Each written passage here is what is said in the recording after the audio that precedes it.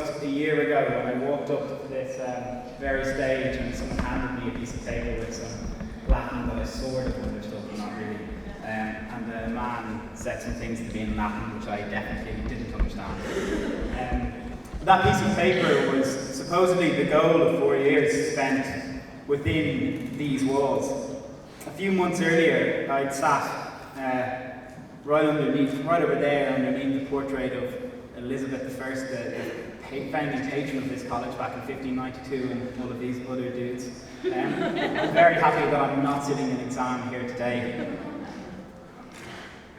That piece of paper, though, did little to recognise the true value of the time that I spent here, and the true value of that experience.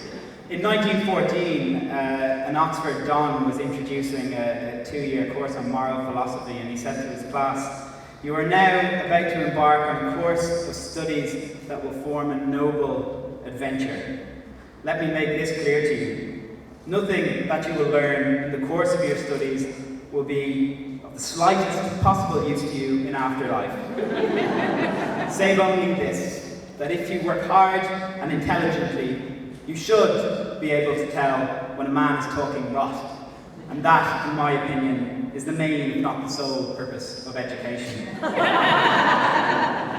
It was a proud day. A university education is not something my father ever had the opportunity to receive, and on that day my now departed grandmother at 88 years old stood in front square out there and said, "I never thought I'd see the day one of ours would pass through here." 4 years before that, I'd been summoned to a dinner with my mother's parents, who had both been fortunate enough to attend university. And at that dinner, they said very little about the importance of a piece of paper and everything about studying something interesting, being taught by inspiring people, and most importantly, of developing a web of peers that you would hold for the rest of your life. Think where man's glory most begins and ends, and say, "My glory was, I had such friends." That's a Yeats quote, and I write a quote at the front of a notebook whenever I start a new notebook, and I wrote that yesterday, and I said it to my mother, and she looked at me funny when I said, "You know the quote," and she said, "Are you joking?" And apparently my grandmother, her mother, who has also since departed, had that written at the front of one of her diaries as well. Which was a nice omen. But their advice that night back in 2008 was the best advice I ever received. They foresaw that a university education was something that would be, for me, a true rite of passage in the truest sense of what that means.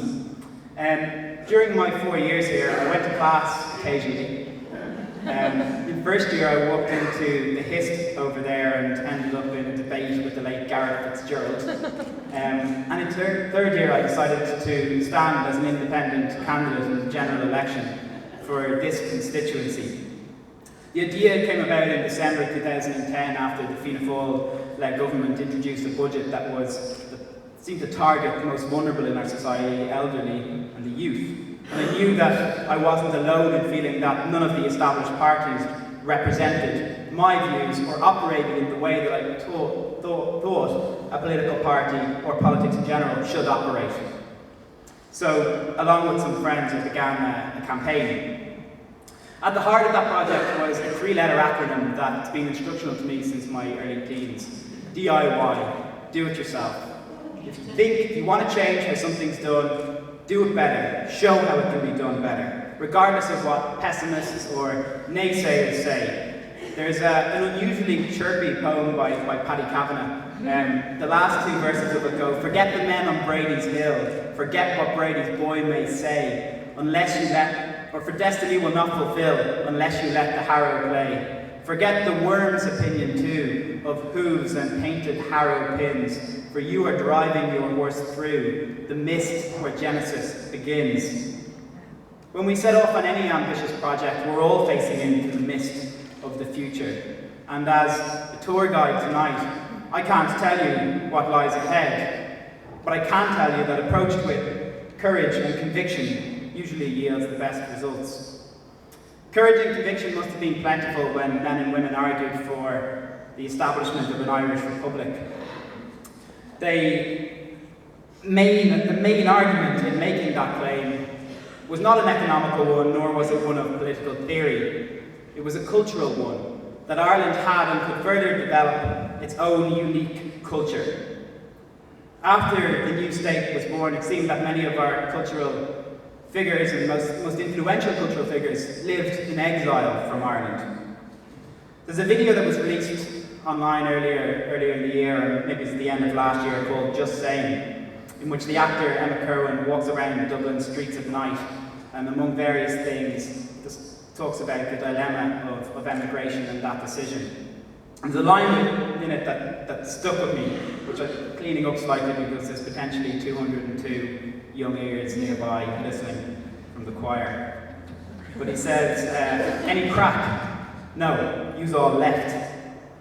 And I come back to Dublin once a month, and I don't think I'd be exaggerating to say that there are less people to call each time that I come back.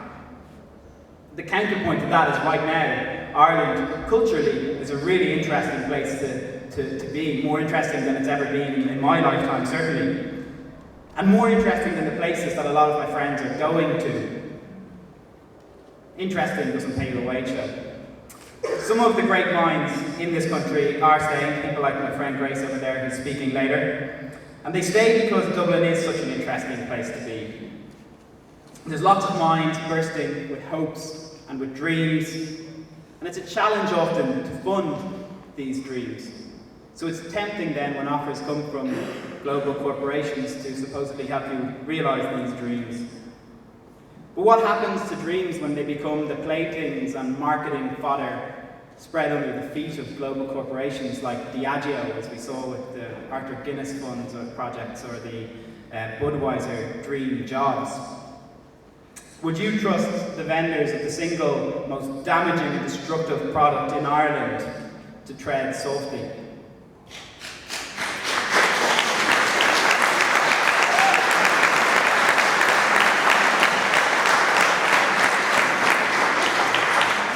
As a country, we've been quite successful on a cultural front without those players.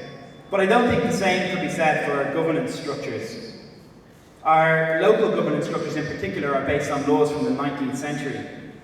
At the War of Independence, we were breaking away from governance centralised in London, but thereafter we pursued with vigour the policy of centralisation of power, not a geographical centralisation, but centralisation of power.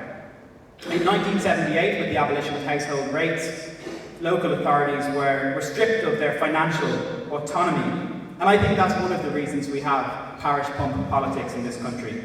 People realised their councillors had no power and obviously went for their TDs, who ought to have been dealing with national issues. So it's clear to me, for instance, that the problem is not the Seanad, nor will be solved by, for instance, abolishing it. I believe that decisions should be made as close to the people they affect as possible. But then the need for greater local authority and local decision-making powers at a local level, not just within local authorities, was something that was being advocated in the early 80s by people like Miles Tierney and TJ Barrington. So what do you do when the future looks like the past? You keep going. In a film called Blayach that was made earlier this year and broadcast on St. Patrick's Day, a lot of you might have seen it, our President Michael D. Higgins asked our late great poet Seamus Heaney if it's a form of truth that when it's missing in categories that have failed, people turn to poetry. And he replied, yes, poetry can get through at that time because there's a credible quality to the inwardness of the thing. So, to conclude, I turn to his own poetry and the last stanza of a poem addressed to his brother Hugh Heaney. I skipped some lines for expediency.